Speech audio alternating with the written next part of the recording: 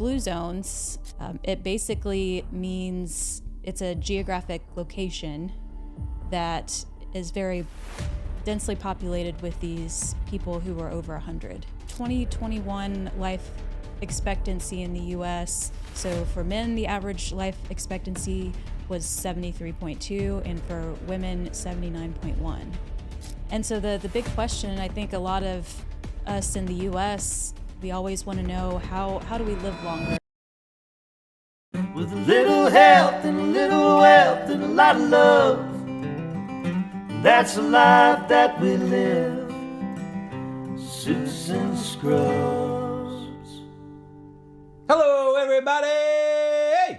Welcome to another episode of Suits and Scrubs, a little health. A little wealth. And a lot of love. Fun fact about us, guys, it took us about an hour to get through that. The first episode. Getting better. We are. Episode 14, we're getting better.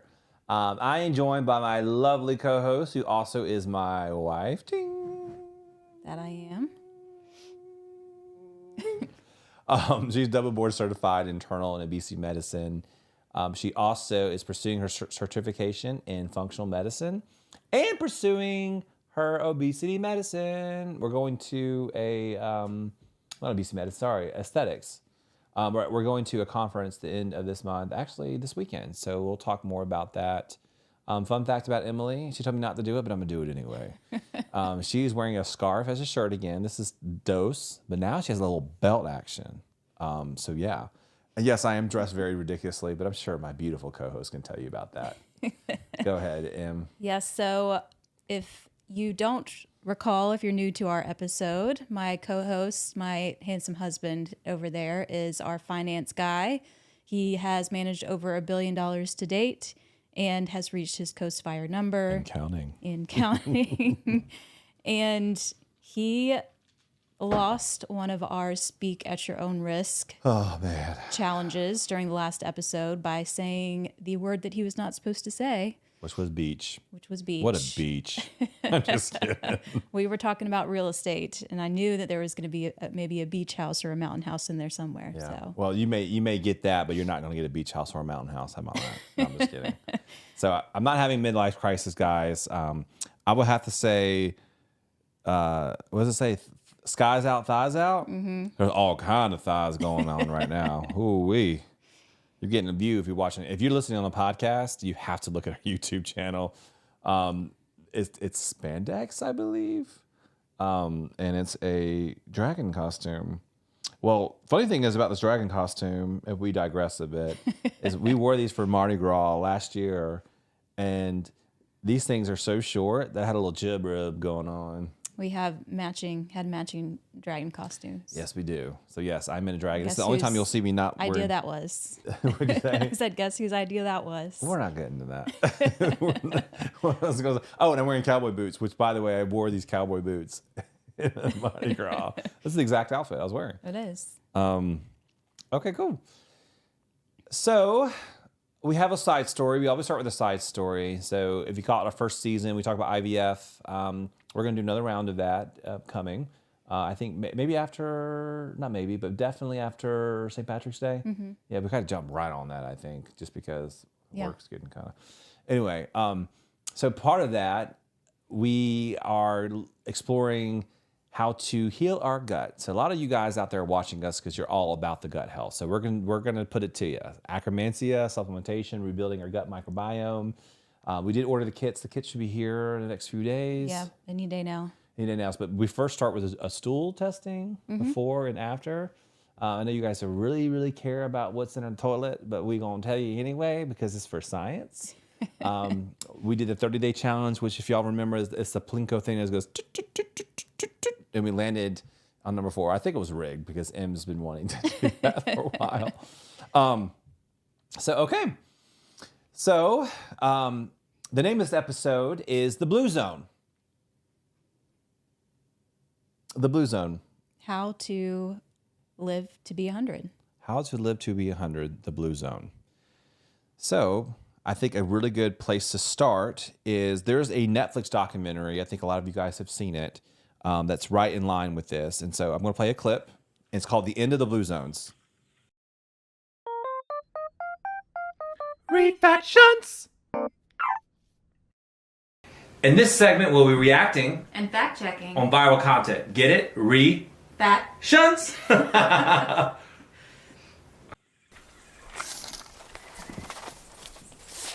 You ever meet somebody who, when you find out how old they are, it just doesn't seem to match? So let me tell you a story about a guy named Ramiro. So my colleague Jorge shows up at a ranch in Costa Rica expecting to meet the centenarian. Instead, he meets this cowboy who's got, smooth skin and perfect teeth, and he's jumping on a horse and lassoing cows and riding around.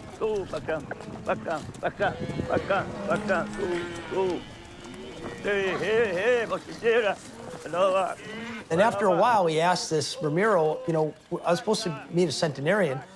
And Ramiro says, well, that's me. Is that it? Okay. Yeah, so I guess this man's really, I was watching the video. If you guys are not watching the YouTube, we're going to play a little clip there. So what is your Re-FACT-tions? So a centenarian, do you know what a centenarian is? I have no idea what that is. So centenarians... I thought it was his name. I'm sorry, I'm not going to lie. Centenarians are people who live to be 100. People who are... yeah, CE and... Okay. Mm-hmm. If I'd read the word, I would have understood what that was. Yeah. I think my grandfather's on his way. My grandfather's 93.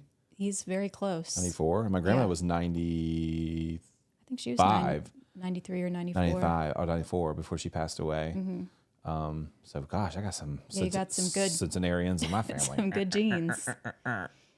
And, the blue zones, which, if you've watched the documentary, if you've done research on this... it basically means it's a geographic location that is very densely populated with these people who are over 100. Compared to the total number in society, that the percentage is much higher there than elsewhere throughout the world. And he speaks about this man who is over 100 that looks like he's probably in his 70s. Yeah. And he's... if you watch the video, you see how well he gets around. Right. He's on a damn horse, roping in some cattle. So any Yellowstones out there, that's what he's doing. And so the big question, I think a lot of us in the U.S., we always want to know how do we live longer? Not only how do we live longer, but how do we live a long, high quality life? How a lot of people are obsessed with how to look younger, but I think more and more we want to feel younger. We want to have the mental capacity to be able to continue to enjoy our life into our prime ages of 80 and above. Yeah. It's funny. Like, I know it's not the title of this episode, but I also have a strong belief that people who have a purpose, who have a why behind it, I definitely think that is big into living long. So, for example, he was a rancher. Like, I bet you he absolutely loves that. The sun, the cattle. There's another gold miner that was like 93, 95. I loved him. He was like one of my favorite. If you guys watch that show, Gold Rush, shout out to Gold Rush fans. You were obsessed with that show for a while. I was obsessed with that for a while. It's like, I think it was my COVID addiction. Was it? Or was it here? I don't know. I get in this really poor like I have a hobby of the week or whatever. But I think the reason why he lived so long is he had a purpose and was teaching his grandson how to gold mine. It was exciting for him. He was so passionate about it. I think purpose has a lot to do with it too. Not only just, eating healthy. Well, obviously both have to kind of coincide. So anyway, I just think it's interesting. All right. So the next segment is Under the Microscope. Cue music. Under the Microscope. In this segment, we take a deep dive into medical studies and financial reports and break them down in layman's terms. So just to kind of briefly give a background on where we are in the U.S. as far as overall life expectancy. So the 2021 life expectancy in the U.S., and I believe this is data from the CDC. So for men, the average life expectancy was 73.2, and for women, 79.1. Insert joke here. Which is not news. I think a lot of us know that women live longer than men in the U.S. And there are a lot of things that play into that. But the other interesting thing to think about was just the trends in our life expectancy. And we definitely saw a downturn in 2020, 2021. I know a lot of that was likely COVID, and not only the direct health implications of having COVID, but the associated isolation and mental health issues, I'm sure, contributed. And then the opportunity cost, people not going to the hospital to avoid these COVID surges and really needed to go for reasons related to other health conditions like heart attacks and strokes. And were just, fearful and afraid to seek medical attention for those reasons, and ended up passing away, unfortunately. And we hear a lot of those stories. But the good news is we did see a slight rebound over the last year in life expectancy. So it does seem like it's going back in the other direction. But we've talked in prior episodes how it's not looking so good from a obesity and metabolic health standpoint in our country. It just seems to be getting worse and worse. And with that, you see increasing heart disease and increasing cancer rates. And so we're definitely moving in the wrong direction. Right. And I think a lot of that ties to the food we eat and what's available. We talk about processed food, and we talk about this, but we also talk about this in a previous episode, just in case you haven't been watching with us. This is the first time you're seeing us. The least amount of touches from the farm to you. That's how to describe processed food, right? Which I think is kind of a brilliant way to think about it. So if you think about the candy bars and all the cookie, whatever else, it gets processed and processed and processed. By the time you eat it, it's more and more ingredients. Exactly, more and more ingredients. It looks less and less like the original intention. Exactly. So I thought that was really interesting, or just a really good way to think about it, because I always heard processed.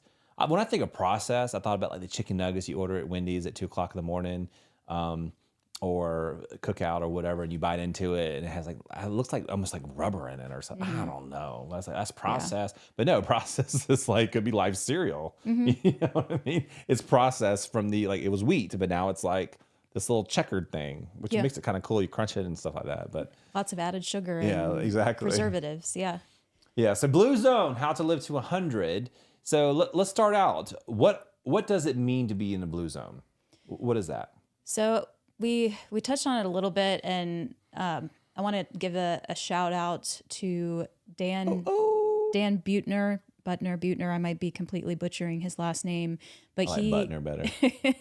He is the man who did the documentary on Netflix. If you've seen it, if you haven't seen it, I highly recommend it. I think it was very well done. But it's also his life work. Interestingly, he was a Guinness record holder for biking across the world, really. And he was very world traveled and came across these places where he saw were very densely populated with people who were very old in age, but not only old, but they were still living, very fruitful, exciting lives. And so he made it his life's work for the last 20 plus years to figure out why is it that they're living longer, and what are they doing from a day to day that we might not be doing here in the US, and different things that we can adopt. And so he's not only researched this stuff, but he's lived it, and he's gone into these different regional locations. What a life. So I think it's good to watch the Netflix documentary. He also has several books. I've started reading one of those too. So we're not sponsored by them, by the way. We're not. We're not. So when we say Blue Zone, those are the areas of the world that people live to 100. Where is the Blue Zone? Do you know? Because when I hear Blue Zone, I don't know why I think about the cops. Maybe that's the debauchery in me. But do you know where that's fine if you don't. But I just thought he mentions there was someone else that was also doing this research, and I can't remember his name right off the top of my head. I think he was maybe studying Sardinia in Italy, and he would just make a little blue, pen ink mark on a map where he saw that there were the higher percentage of centenarians, And then he made so many blue marks in certain areas that it turned into like a blue blob in that area. So gotcha. So there's no scientific way other than just a blob on paper. Yeah, and so really, I think these are the people who really coined this term that's become really popular over the last several years, because there has been a lot of focus on longevity and reverse aging. Yeah. So we talked about what it is. We had the first few segments. Where is it? Where are the locations around the world? And let's just go through. I'm a world traveler, so this is really fascinating to me. Let's just go through each individual location that we know of today. It'd be interesting if the U.S. is on there. Yeah. Maybe you'll tell us. Stay tuned. Woo. So there are five main regions that they discuss in the documentary, in his books, that they've done a lot of research on, and it's Sardinia, Italy, which I'd mentioned already, and then Ikaria, Greece, and then, believe it or not, Loma Linda, California, which was honestly surprising to me, and Nicoya, Costa Rica, and Okinawa, Japan. Yeah, so I think Japan. Yeah, so what do we? Yeah, let's go through it. Like, why? Let's go through each one of them. Are you able to talk about each one of them and why they're part of the blue zone, or what you're? This is totally on brand for us, because I know we think about food as medicine, right? Mm-hmm. This is why we're talking about it today. Food as medicine, as well as the microbiome. Functional medicine is the word I was looking for. And so it's interesting to see these people living so long, where functional medicine is more of a naturalist approach versus treating the symptoms in traditional modern medicine. That's why we're doing today's episode. So I just want to tie everything in, and we're not just doing a random topic. No, this is why. And let's look at case studies. So shoot. Yeah, so we can start off by talking about Ikaria, Greece, which was is a small area in Greece that was really kind of closed off from everywhere else in the world. And not just recently, but going back years and years, they didn't have their own port. And so really they were responsible for growing, for cultivating, for creating everything that they were going to use from a day-to-day standpoint. And so they didn't have any imports from neighboring cities or neighboring towns. And so there are a lot of people that had their own crops and gardens, grew their own plants, their own herbs, and something that was unique to them is, herbal teas. They drank a lot of herbal tea and raw honey. What kind of herbal tea do we know? Like green teas and all that? There were several different. It's not just a specific type. I'd have to look into specifically what kinds of herbs they use. Yeah. And I think he does mention it in the documentary, probably in his books too. Yeah. But it would be interesting to know. And because I drink a lot of tea. I don't know if it's herbal or not. Yeah. It's green. Is that herbal? And you said raw honey. And raw honey. And the thing about herbal teas too, we have herbal teas here that they sell at grocery stores, but sometimes I think you have to be cautious with how they create those herbal teas, and if there are additives or preservatives or added sugars. These people in Greece are actually growing their own herbs and putting those herbs, brewing their tea with those herbs. So they're taking it from the source.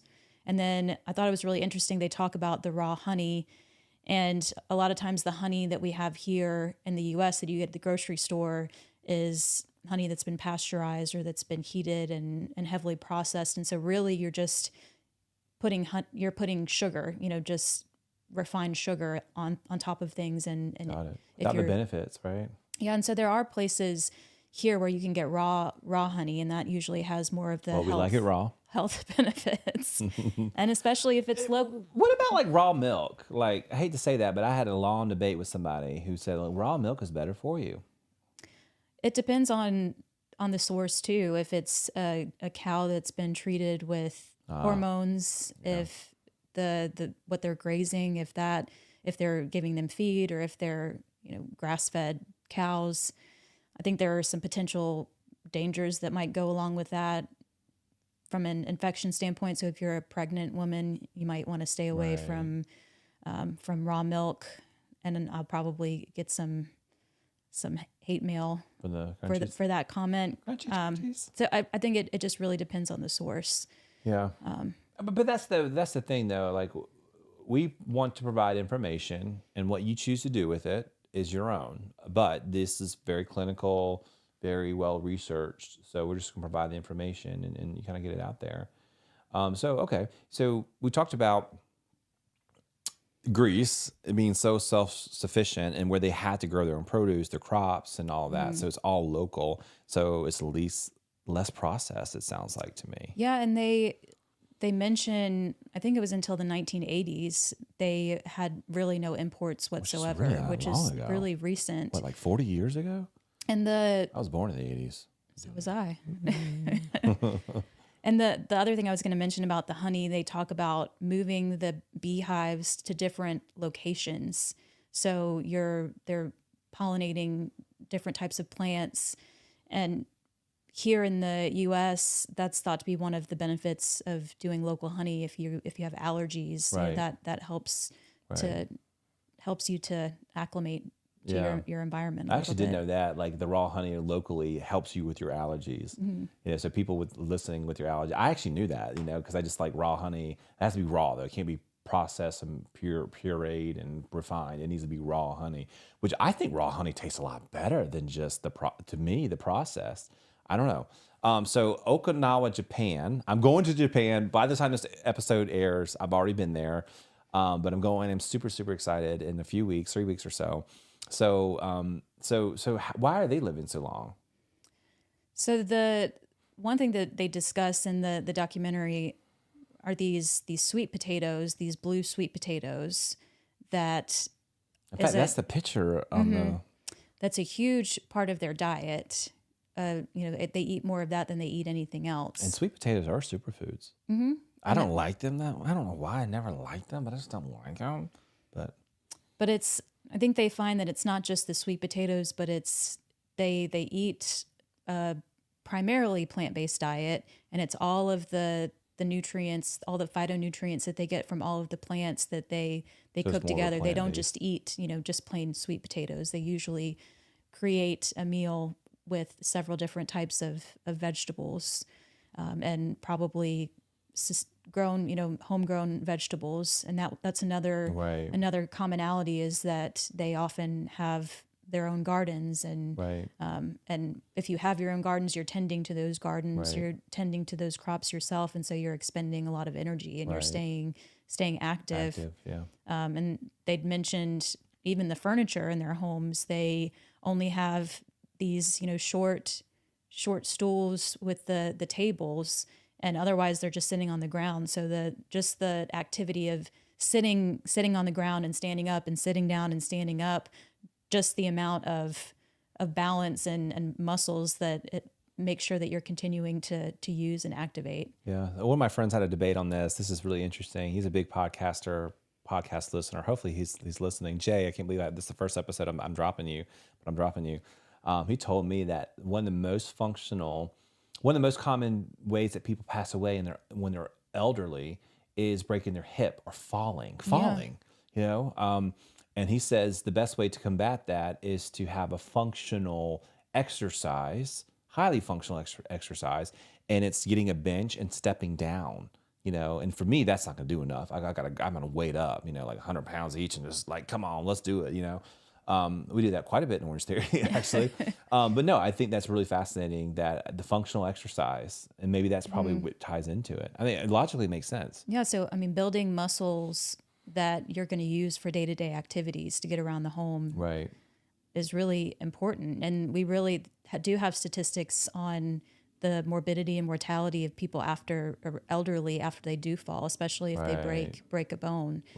They tend to never make it back to that level of health that they were at before they had that fall or injury. And we talk about younger kids or younger people having rubber bones.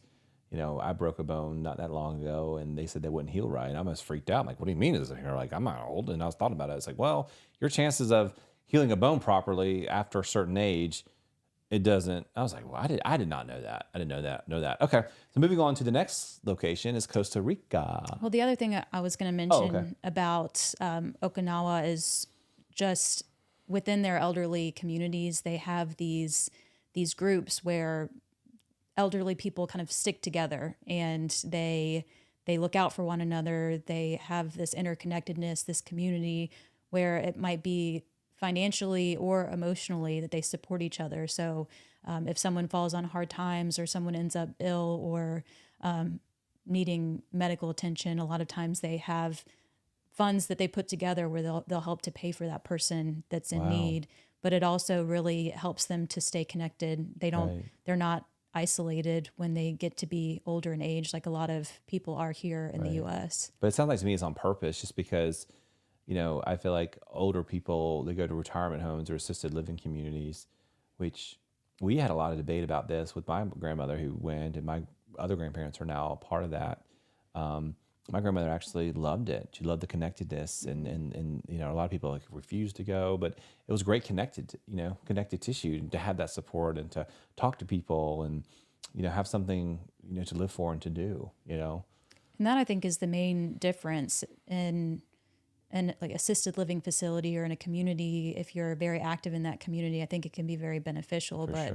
For certain nursing homes, if the opposite happens and you're in isolation, kind of like we saw during the COVID pandemic, where families couldn't even visit, it can be detrimental. Yeah, and they say like oxytocin, which is that drug that you touch, is a hormone.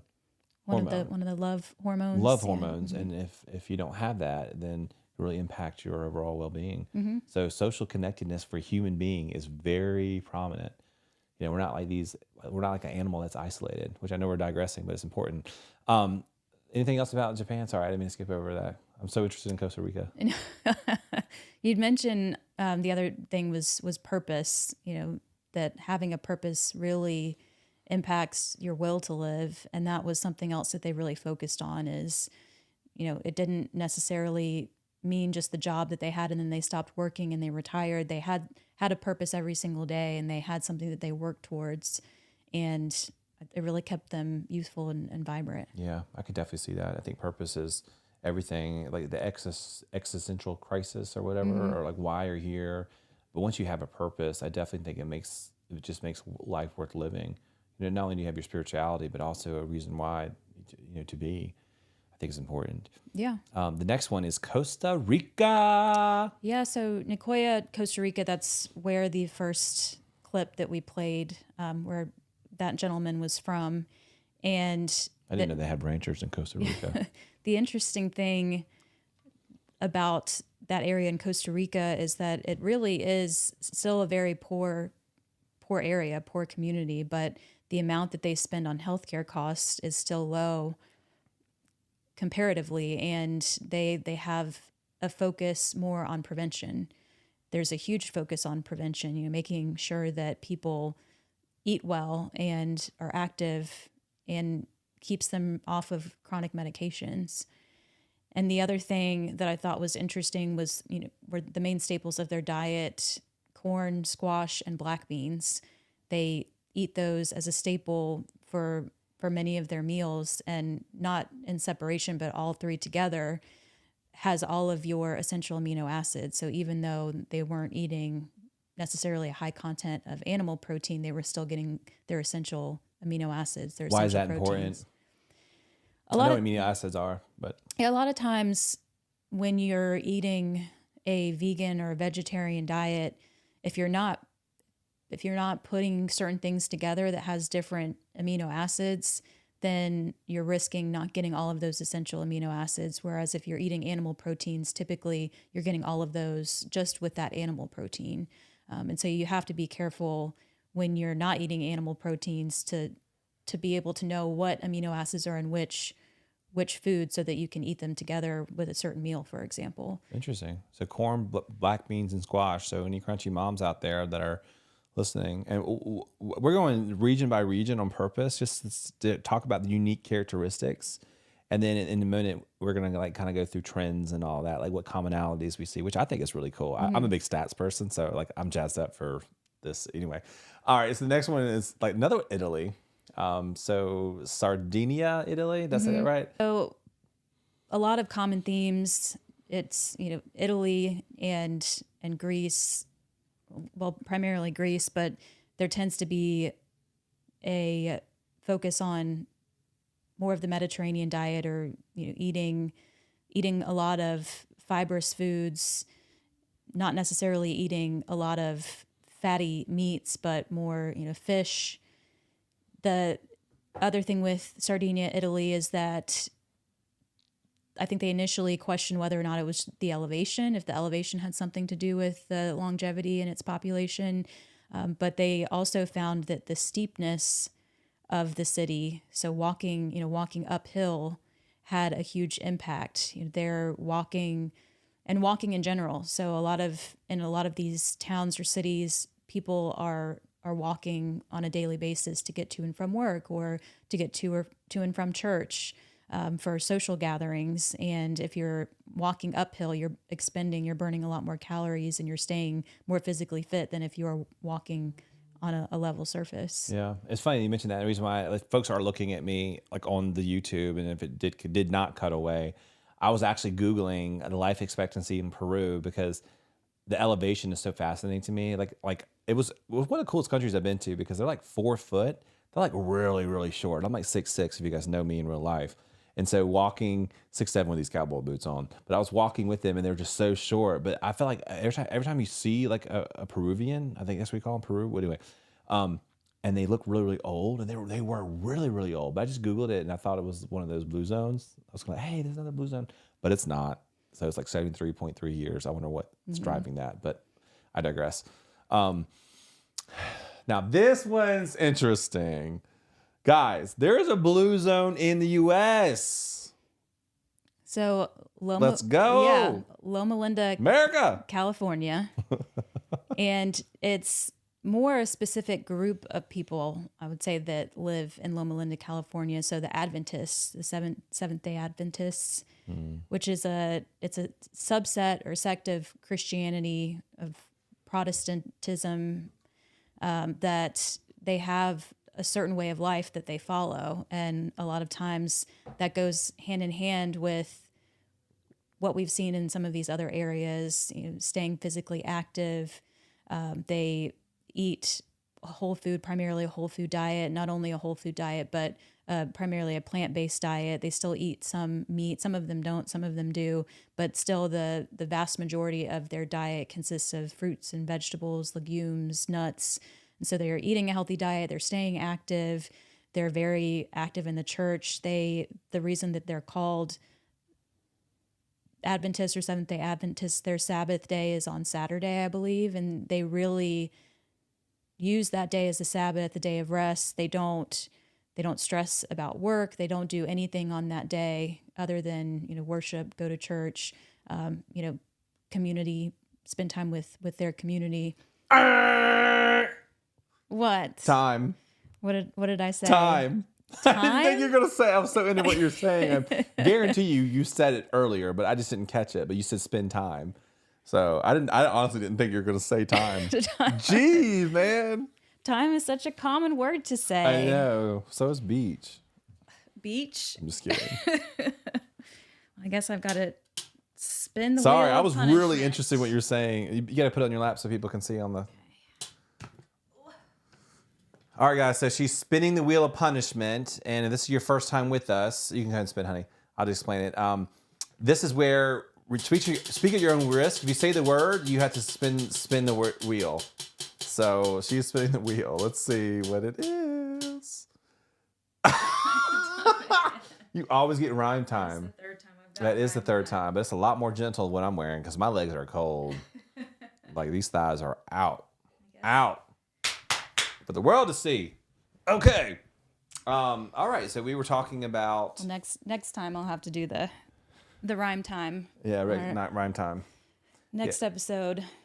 So you were talking about community, purpose, the Adventists? Mm-hmm. Okay. Anything else you want to say about that? Sorry, I totally distracted you. But that's okay. You said time. Oh, spend time. Spend time is where you were. Yes. So really finding a way to stay within a community, but also stress management, actually checking out and being present, which was a huge aspect of their religious beliefs. I'm starting to see a trend here, but we'll talk about that in a minute.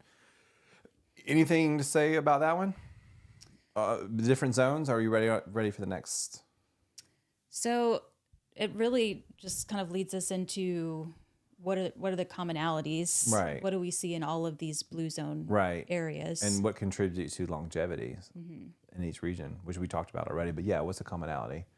Yeah, and some. Can I guess? Go ahead. Since I heard you. Go ahead. Teacher. Tell me what you think, honey. Okay. Honestly, I see a trend here. It's what they're eating.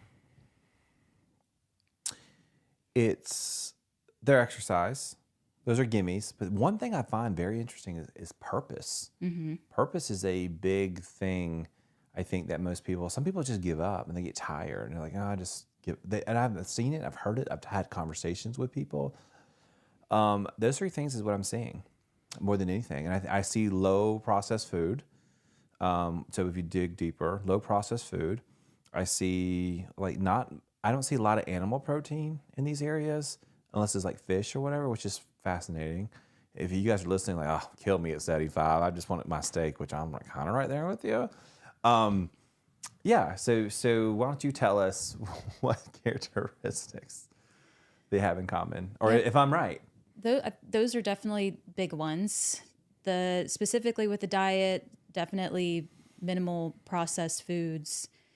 And interestingly enough, some of these areas, they have a relatively high carbohydrate diet, but the carbs the carbs aren't the devil. It is the processing of these carbs that we're seeing in the U.S., all the additives, I think, that are really contributing to weight gain and decreased life expectancy. But certain types of breads in Sardinia, I think they'd mentioned that they eat a lot of bread, they eat a lot of pasta, but the bread usually is sourdough bread, which has become very popular. Very popular. Why is sourdough bread so popular now? Because it has live cultures, live good bacteria, and is minimally processed if you're getting it from the right sources.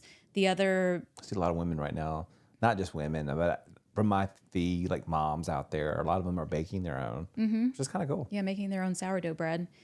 And the other sources of carbohydrates are usually either the fruits or vegetables that they're eating, or they're more whole grains. So you're getting more fiber, eating more beans, and that is a kind of a commonality between the different regions. Purpose is huge. I think in each region there really is a purpose for these older individuals. They don't just work a job until they're in their 60s and then isolate themselves. Right. They're continuing to tend their gardens. They're continuing to be social within their communities. And it seems like there's a gathering not only of just these older patients or older people, but they're also spending time with youth, spending time with the younger people and the population to keep them vibrant too. Yeah. And there is a strong faith component too. It might not necessarily be the same faith, but between these different regions, that seems to be a commonality. I would never have guessed that, but I guess that does make sense. Having strong faith and purpose and living, and you really don't see altruistically or whatever. Yeah, you really don't see nursing facilities. You don't see the elderly living in facilities. They're living among the community with their family members. Yeah, but I think it's very common, especially in Asian culture. I can speak to this because my best friend is Asian, and I've seen this a lot. It's very common for you to take care of the elderly, your elderly in Asian culture. It's actually they're very well respected. I don't think it's just Asian culture. I think it's Hispanic culture is the same kind of thing. I think it's interesting because a lot of families actually live together in other countries. It's more economic. They have more nuclear. I think America is kind of different in that sense. Not only America, but there's other parts of the world that's not as common. It's very interesting. Arguably, are we happier? I don't know. Are Americans happier? We may have more things. We may have. I don't know. And that brings the point of stress management and finding ways to decrease stress, whether it's from having a a Sabbath day, or we had one yesterday. Yeah, Did we not? we did have a day of rest yesterday. We were supposed to, yeah. So we're actually compounding our episodes right now. And we're picking very interesting ones because we have a bunch to film because we're going to be out of town this weekend. And then I'm going to Japan for 2-3 weeks. So we're trying to get all these episodes in because we have an engine running. But it was nice. Like, we're supposed to film an episode, but it was nice just to, we watched X-Men. It was nice. Just to relax. Yeah, it was just to relax. But anything else you want to say about the characteristics of the common areas?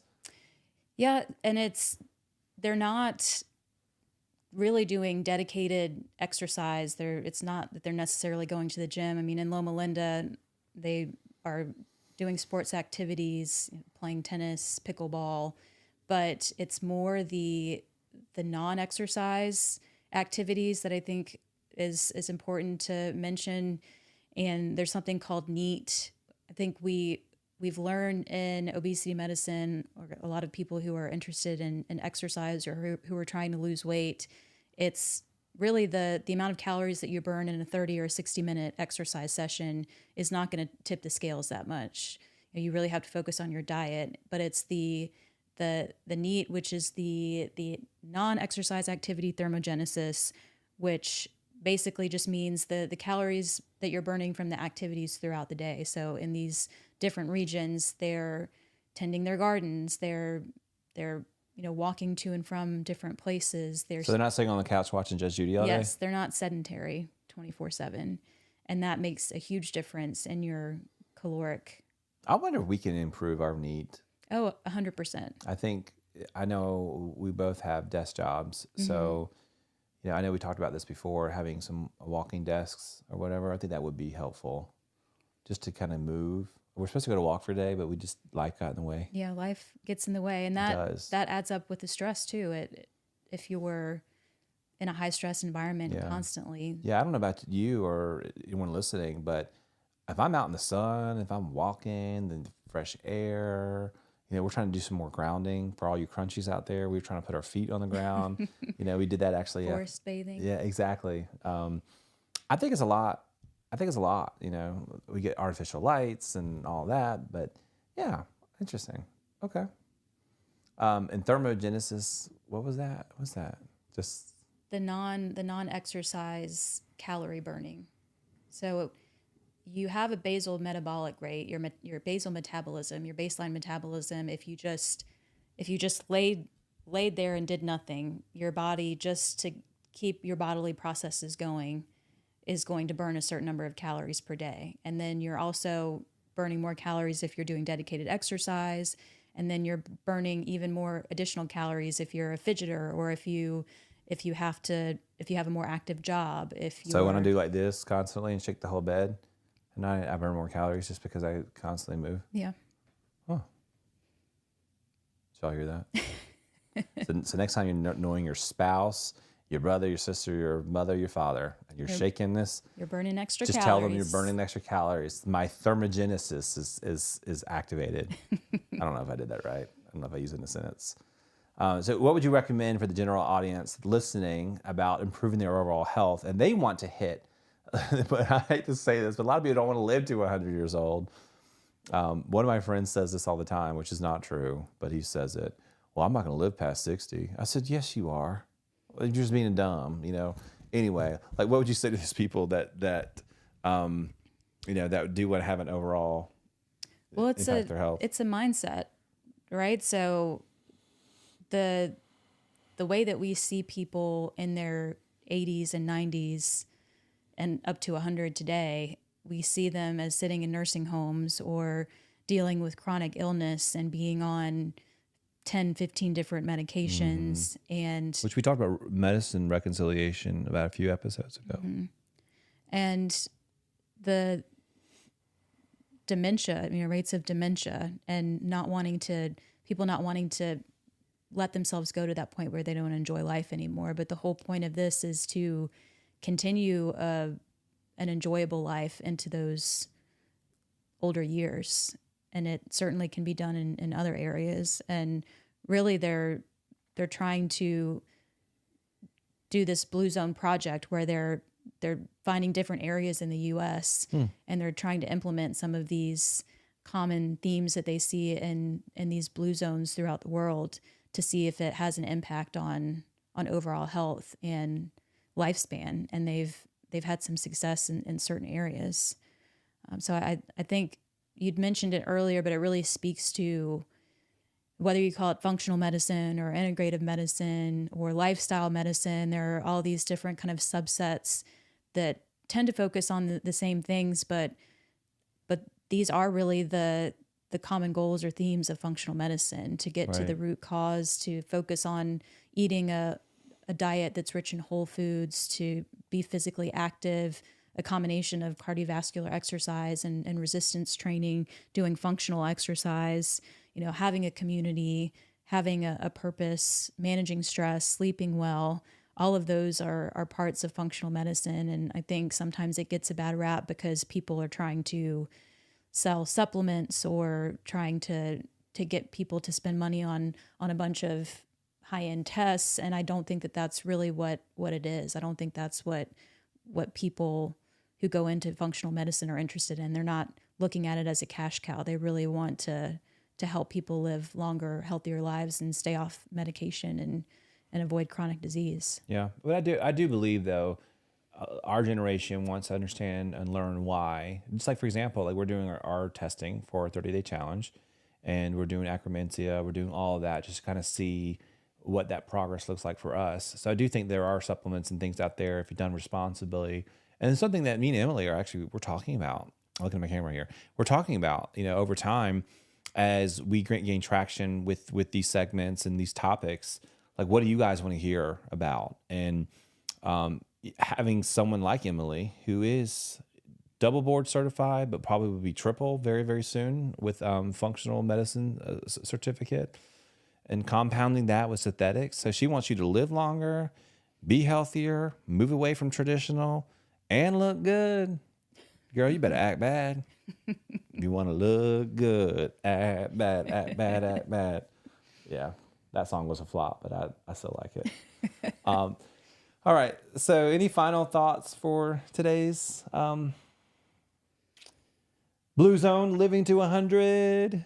Oh, something I was going to mention, which is kind of sad, but these areas that he started researching 20 plus years ago, the area of the blue zone is shrinking because the export of these processed diets going to these areas that used to be very, very healthy and allowed people to live well into old age, into their 90s and 100s, and it's not looking promising. So they're shrinking. I mean, I guess that makes sense because I feel like processed food is cheaper than fresher foods unless you're growing your own garden. So that completely makes sense. I think too, a lot of things stem from your parents. Like, so if your parents are eating processed foods and children watch that, and it's really hard though to go from processed foods and very, very rich tasting foods, like fried and it's delicious with the French fries and the ranch. Yeah, all the good stuff, right? I mean, listen, we crushed a whole cinnamon roll yesterday. We have some pub subs. We had some cookies and ice cream. It was a day of rest, but it was also a day of binge eating. We did it, but today we ate very, very healthy. We were active. We did some resistance training. I guess it's all about balance. I told Emily, like, we're getting too old to binge like this. Like, we can have a binge meal, but a binge day. Ugh, how relatable is that? I guess where I'm going with that is, it's it all comes down from that, and it's hard because once you get used to a certain level of flavor and richness or whatever. I mean, I remember this TLC episode where this woman was obsessed with ooey gooey cheesy potatoes, and it's all over the internet. And she smelled a Brussels sprout, and she hacked and cried and held her husband in just in disgust. Now that's a little extreme, but is it? You have to, if you're used to a certain level of, you'll have to retrain your taste buds. Exactly. And just like when we did Whole 30 and I made those. Oh, I remember that. Those chocolate muffins they were only sweetened with like dates and maybe a little bit of it was good though. Raw honey, and it tasted great the first time I made them because we cut out all added sugar for 3+ weeks. Right. But and then when I made it again after we'd kind of gone back to a bad diet, but we were eating more added sugar, they tasted terrible. Right, but I remember that too. Like the thing is, like after our 30 days, sorry, I drooled. After our 30 day, I'm drooling thinking about the muffins. After that 30-day challenge that we did I remember because I said I want a piece of chocolate cake, and we got a piece of chocolate cake, and I bit into it. I said, oh, it was so sweet, so rich. Yeah, it was so rich. And I remember watching this documentary, and it was Africa, and they made this sweet potato thing, and it was very bland, and the people ate that. It's like, and they gave candy bars to the locals, and they ate it, and they're like, it's so sweet, because their taste buds weren't used to that. So technically, you can train yourself. Because I remember, like you said, like those muffins, like because we were dying to have something sweet. So we some sweet tooth mofos in this house. I'll be 25 pounds lighter if I didn't like sweets. I like sweets. But if you cut it out long enough, and that's the problem with the constant exposure to that food in our environment, it's very hard to stay away from it. You have to be constantly vigilant. Exactly. And then like we went to the bank the other day, and we were about to go work out afterwards and be all good. And I saw the branch manager walking around with the Chick-fil-A cup, and I started fantasizing about the food. I said, some chicken nuggets and some Frenchy fries and some spicy chicken deluxe sandwich with bacon and extra cheese. What? No pickle. Yeah, we're not sponsored by Chick-fil-A. Anyway, I'm digressing, but these points are important. All right, guys, anything else you want to say? No, I think that about covers it. All right, that's another episode of Suits and Scrubs. A little health, a little wealth, and a lot of love. Until next time, guys. Bye. Bye.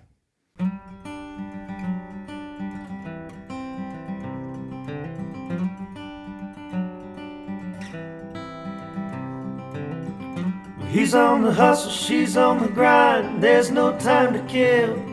For saving lives and new deadlines, and there's some holes to fill. With a little health and a little wealth and a lot of love. That's a life that we live. Suits and Scrubs.